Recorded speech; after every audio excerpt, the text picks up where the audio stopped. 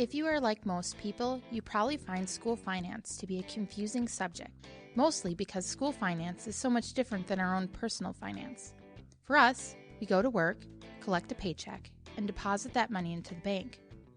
From there, we write checks, debit our accounts, transfer online, or make withdrawals to pay for our mortgage, utilities, car, and groceries. School finance works much differently. Once we understand how school finance works, we can better understand how our tax dollars help to reach the educational goals of our students. School funding comes from two main sources: the state of Arizona local property taxes and the federal government. Local and state funding provides about 90% of a school district's budget, while federal funding supplements the other 10%. But this is where things start to get complicated. Every dollar that comes into the school district has rules attached to it and how it can be spent. Money that comes from the federal government has very specific rules, and it is for areas like special education and to help students living in poverty, which is commonly referred to as Title I.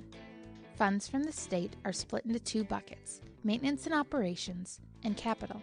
99% of funds go into maintenance and operation, commonly called M&O, and the remaining 1% into capital.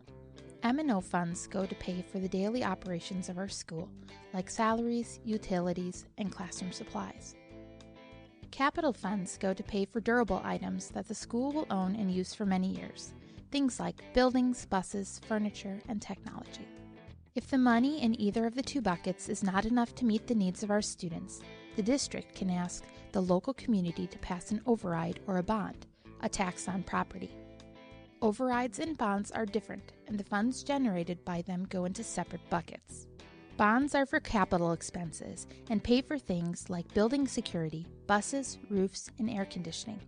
The Wickenburg Unified School District will be looking at running a health and safety bond in 2016 to address health and safety needs. The implementation of this bond would coincide with an anticipated decrease in bond payments. Overrides are for the M&O bucket.